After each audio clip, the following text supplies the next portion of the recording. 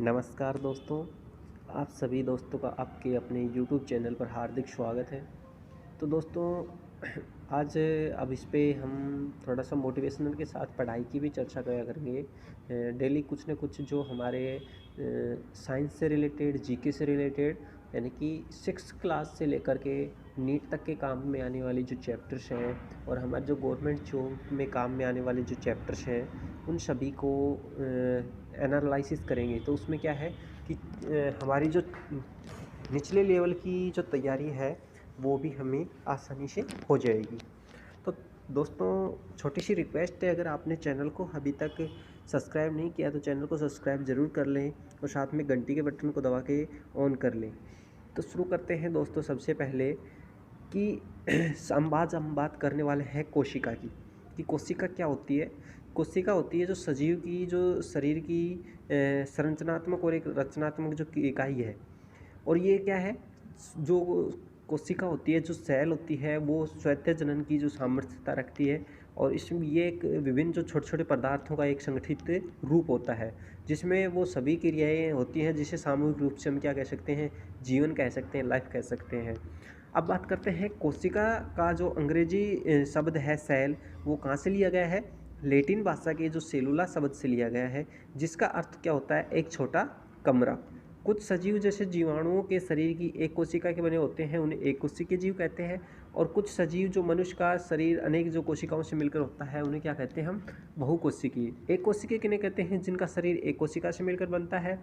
बहुकोशिकीय किन्हें कहते हैं, जिनका शरीर बहुत ही कोशिकाओं से मिलकर बहुत सारी ढेर सारी जो कोशिकाएं होती हैं, सेल्स होती हैं, उनके आपस में मिलने से बनता है।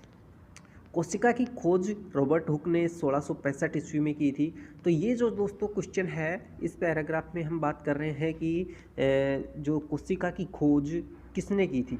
तो ये हमारी जो एग्ज़ाम्स होती हैं, गवर्नमेंट जॉब की जो एग्ज़ाम भी होती हैं, उसके अंदर भी ये पूछा जाता है कि कोशिका की खोज किसने की थी। तो कोशिका की खोज किसने की थी, रॉबर्ट हुक ने की थी। और कब की थी, 1665 ईस्वी में की थी।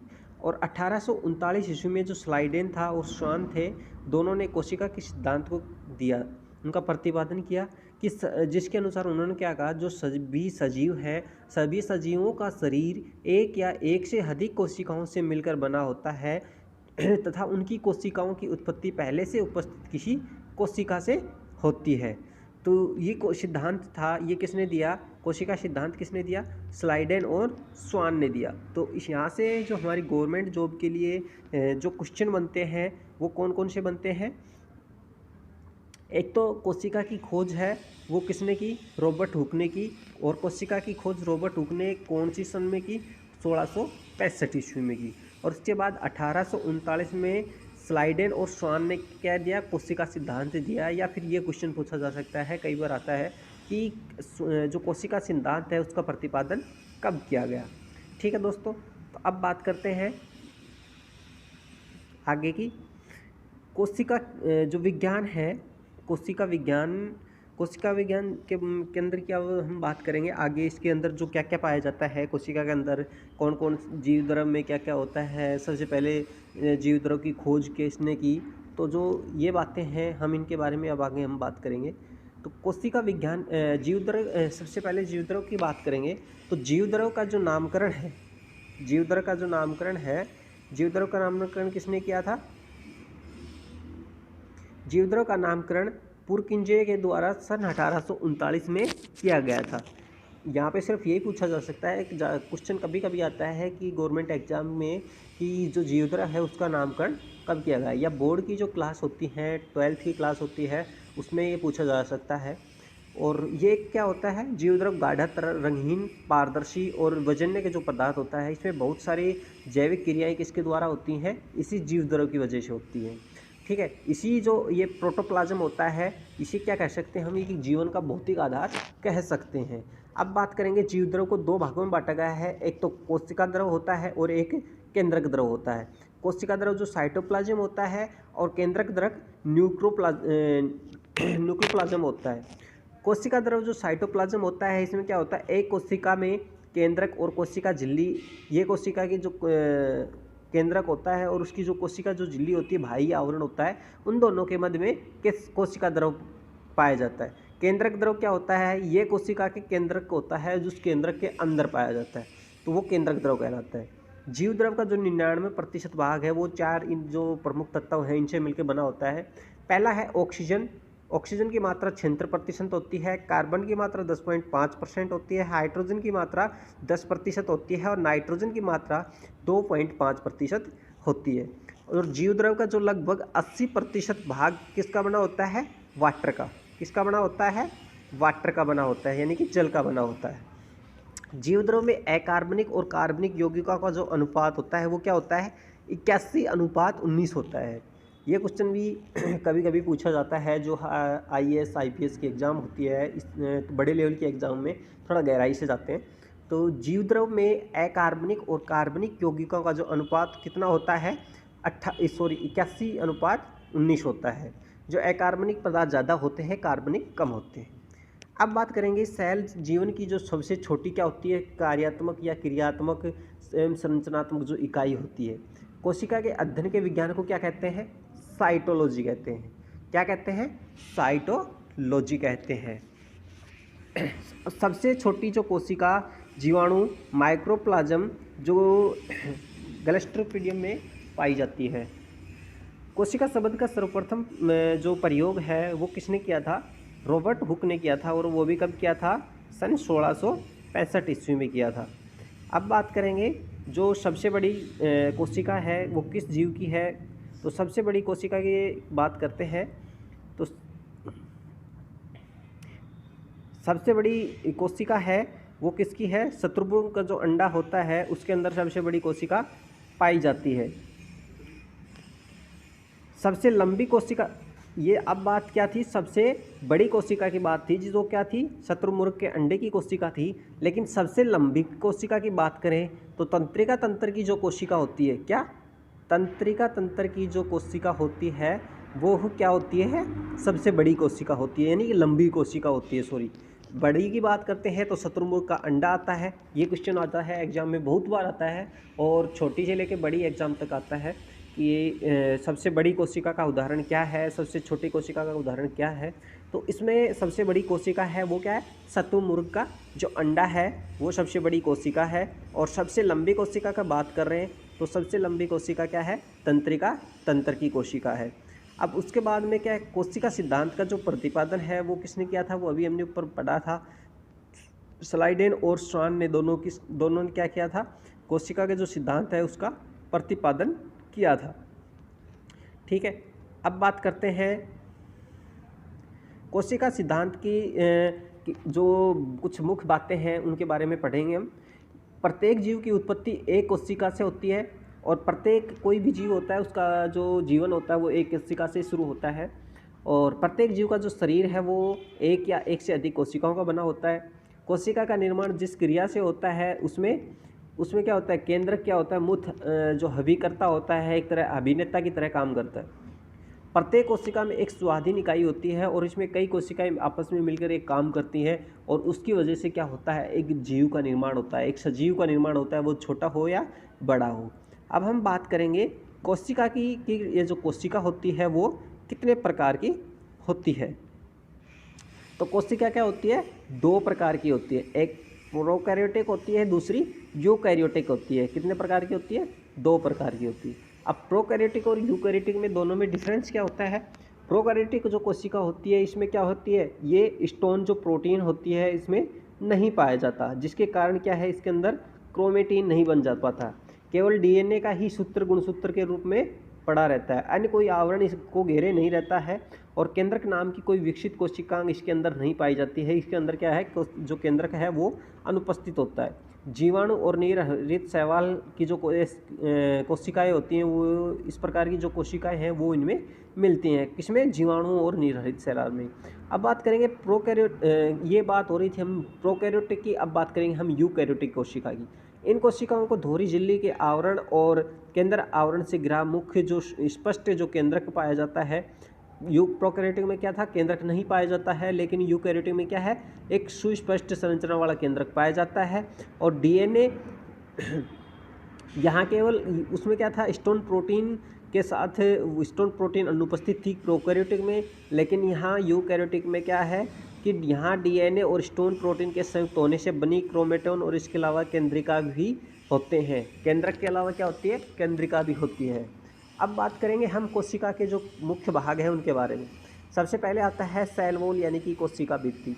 ये केवल पादप कोशिका में पाई जाती है और किसकी बनी होती है, सेलुलोज की बनी होती है।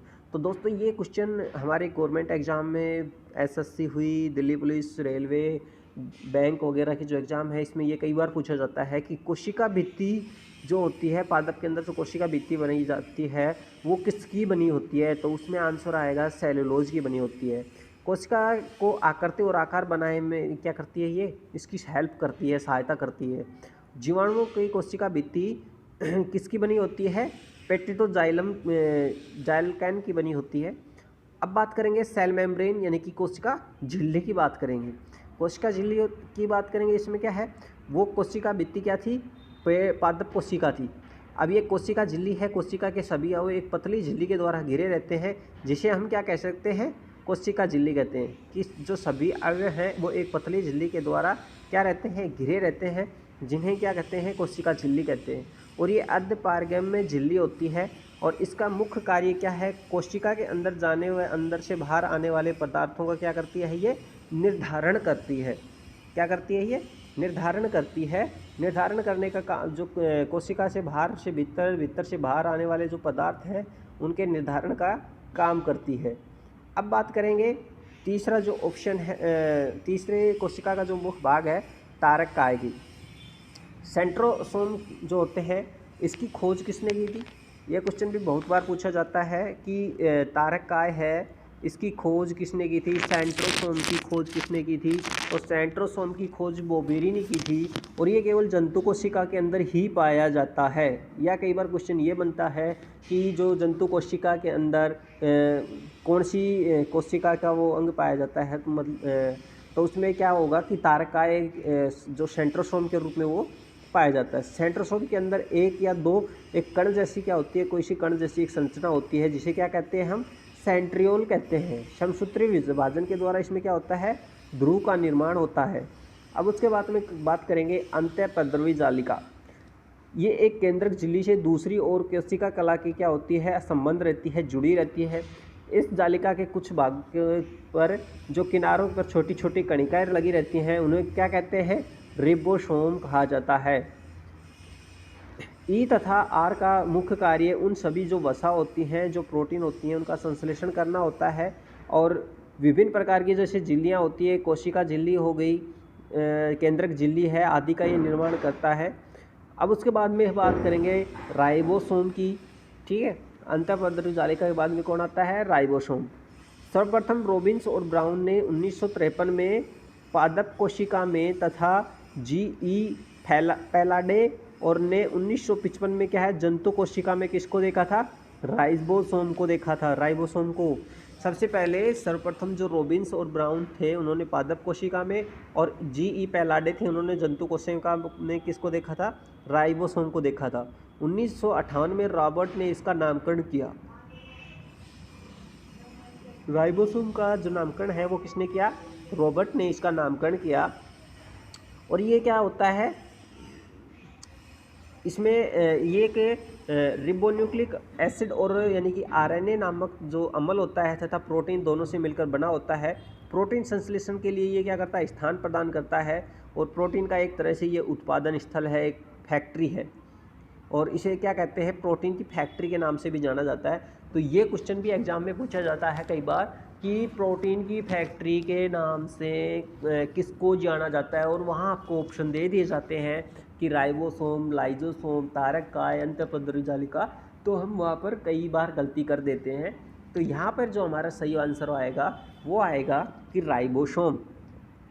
अब बात करेंगे स्तनी लाल जो रुधिर कणिकाओं में राइबोसोम, अंतःपद्रवी की जालिका नहीं पाई जाती। जो हमारे स्तन के लाल रुधिर कणिकाओं में क्या होता है, राइबोसोम अनुपस्थित रहता है, अब्सेंट रहता है।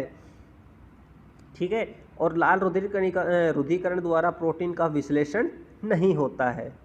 अब बात करेंगे कोशिका विज्ञान में आगे की जो हमारा माइटोकॉन्ड्रिया, जिसे क्या कहा जाता है, माइटोकॉन्ड्रिया को क्या कहा जाता है, ऊर्जा का शक्ति गृह, यानी कि एक तरह से हमारा इसको ट्रांसफार्मर के भी कहा जाता है। माइटोकॉन्ड्रिया है। माइटोकॉन्ड्रिया की खोज सबसे पहले किसने की थी? 1886 ईस्वी में अल्टमैन नामक वैज्ञानिक ने की थी। बेंडा ने इसका नाम क्या दिया था? माइटोकॉन्ड्रिया नाम दिया था। खोज सबसे पहले किसी ने की थी? अल्टमैन ने की थी। और जो सबसे पहले इसको माइटोकॉन्ड्रिया नाम किसने दिया था? बेंडा ने दिया था। ये कोशिका का श्वसन स्थल भी है। कोशिका में इसकी संख्या निश्चित नहीं होती है।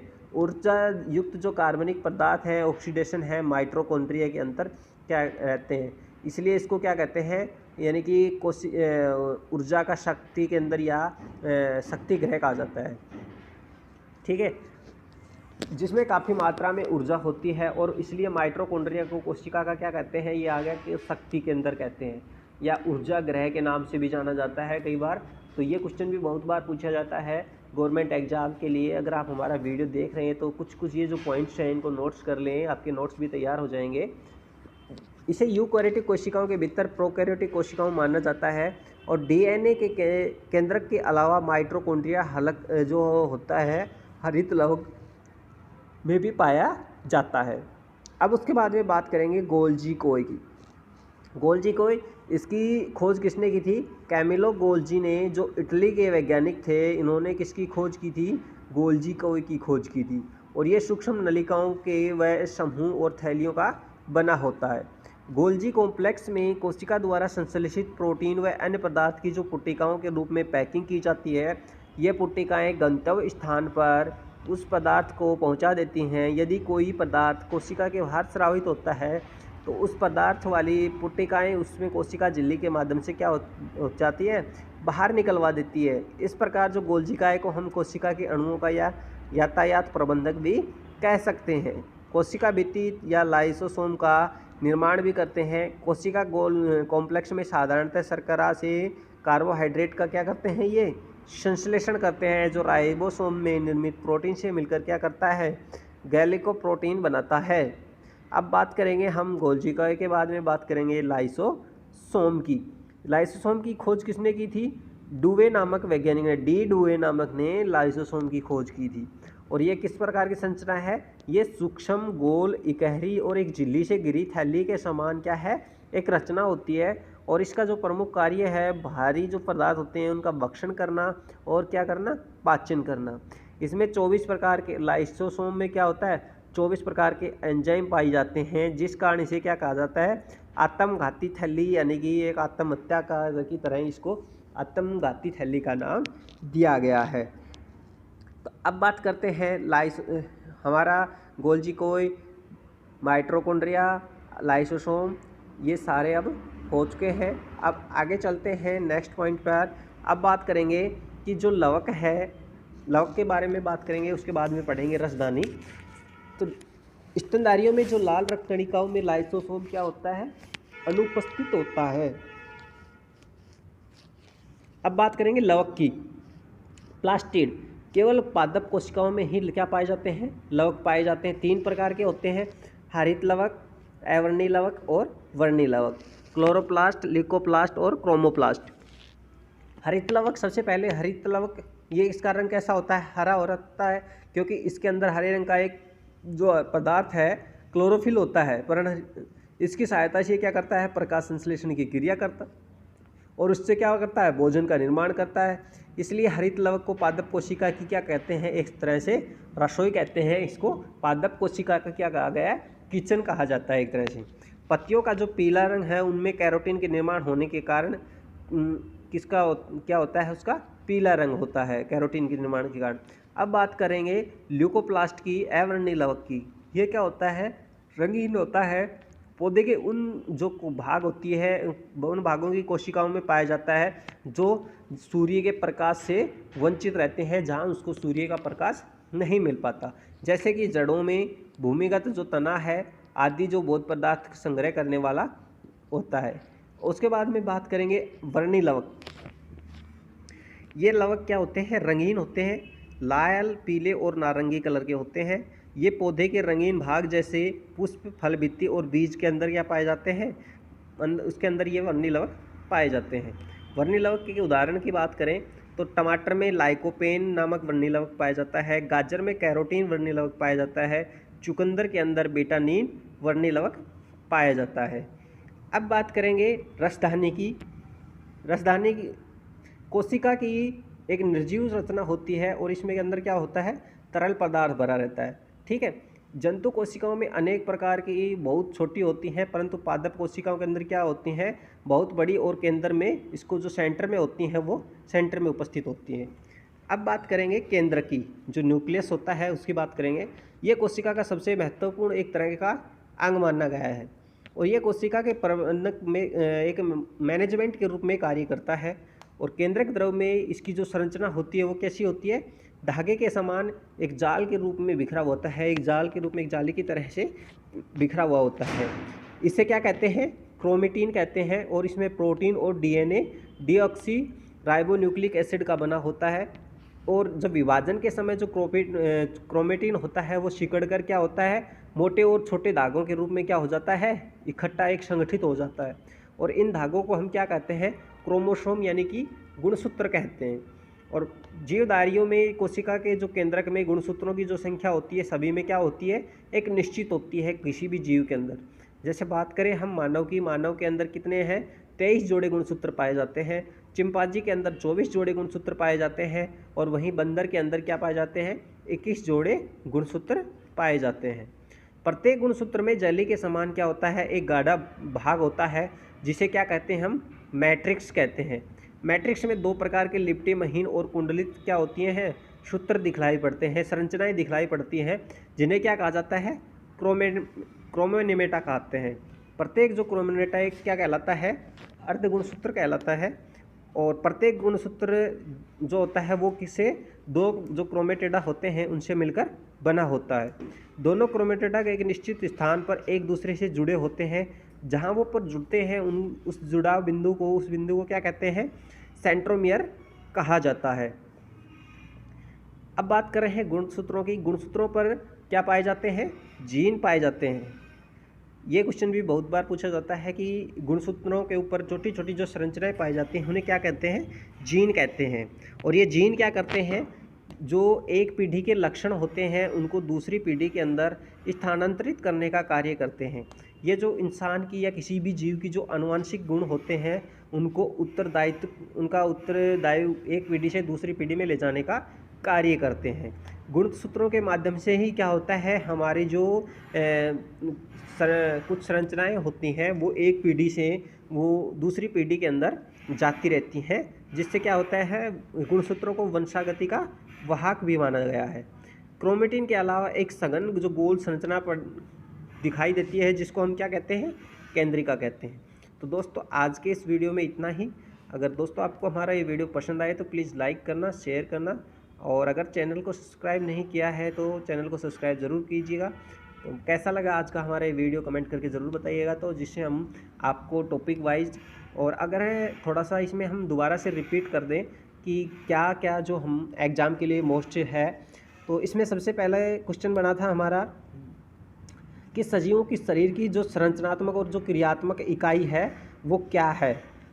ठीक है, तो मोस्ट इम्पोर्टेंट क्वेश्चन एक ये बनता है कि सेल है, जो कोशिका है, वो शरीर की संरचनात्मक और एक क्रियात्मक इकाई है। दूसरा क्वेश्चन बनता है कि कोशिका की खोज किसने की। कोशिका की खोज रॉबर्ट हुक ने 1665 ईस्वी में की। और कोशिका, फिर तीसरा क्वेश्चन ये बनता है कि कोशिका सिद्धांत का प्रतिपादन या किसने प्रस्तुत किया, तो स्लाइडेन और स्नान जो थे उन्होंने कोशिका का प्रतिपादन किया।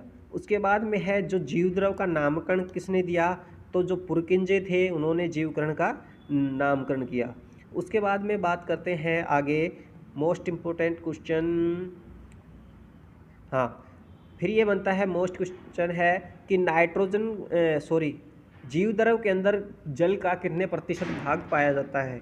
तो जीवद्रव के अंदर जो वाटर का प्रतिशत होता है वो कितना होता है, 80% होता है। अब उसके बाद में हाँ, कोशिका के अध्ययन के विज्ञान को क्या कहते हैं? साइटोलॉजी कहा जाता है। कोशिका के अध्ययन के विज्ञान को क्या कहते हैं? साइटोलॉजी कहा जाता है। सबसे बड़ी कोशिका किसकी होती है? शुतुरमुर्ग के अंडे की होती है। और सबसे लंबी की बात करें तो कोशिका तंत्र की जो कोशिका होती है वो सबसे लंबी होती है।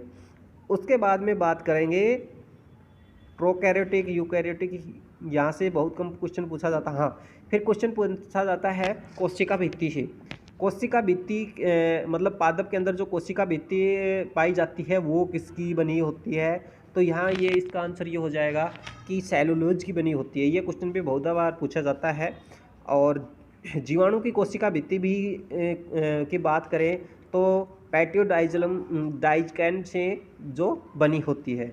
ठीक है, तो ये कुछ जो इम्पोर्टेंट क्वेश्चन है। फिर तारक, जो तारका है हमारा सेंट्रोसोम है, इसकी खोज किसने की? तो बोवेरी ने की। ठीक, ये कुछ इम्पोर्टेंट क्वेश्चन है।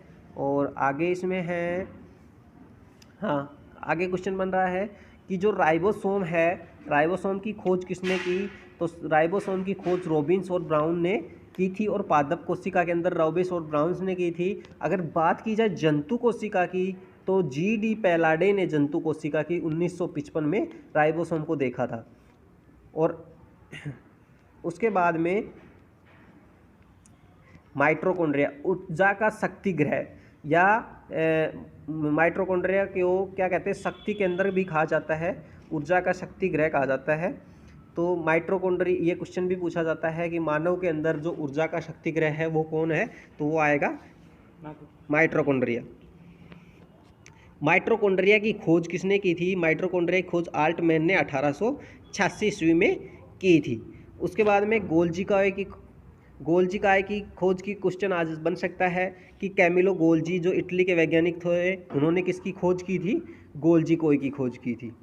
उसके बाद में क्वेश्चन बनता है लाइसोसोम से।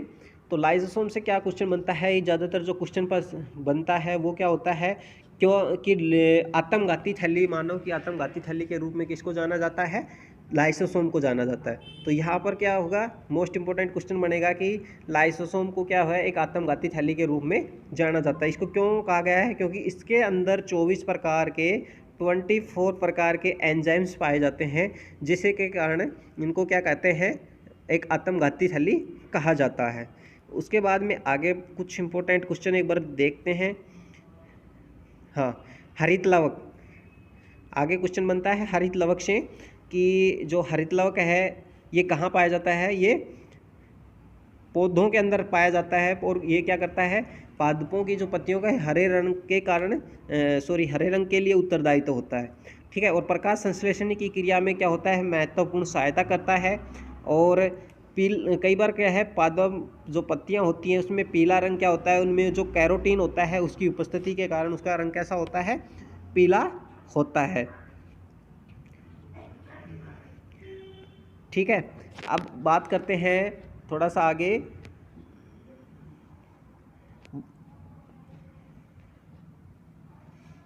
वर्णी लवक की। कुछ उदाहरण है, जैसे कि टमाटर में कौन सा वर्णी लवक पाया जाता है? लाइकोपेन पाया जाता है। गाजर के अंदर कैरोटीन पाया जाता है और चुकंदर के अंदर विटामिन पाया जाता है। ठीक है, तो ये कुछ इम्पोर्टेंट पॉइंट्स हैं। उसके बाद में है, ये पूछा जा सकता है कभी कभी कि मानव के अंदर जो गुणसूत्र की संख्या होती है कितने जोड़े पाए जाते हैं? 23 जोड़े पाए जाते हैं। चिंपांजी के अंदर 24 जोड़े पाए जाते हैं और बंदर के अंदर 21 जोड़े पाए जाते हैं। ठीक है, और गुणसूत्र पर छोटी छोटी जो संरचनाएं पाई जाती हैं उन्हें क्या कहते हैं? जीन कहते हैं। तो दोस्तों आज के इस वीडियो में इतना ही। वीडियो पसंद आए तो लाइक करें, शेयर करें, और चैनल को सब्सक्राइब नहीं किया है तो चैनल को सब्सक्राइब ज़रूर कर लें। तो ठीक है, मिलते हैं दोस्तों एक नए वीडियो के साथ।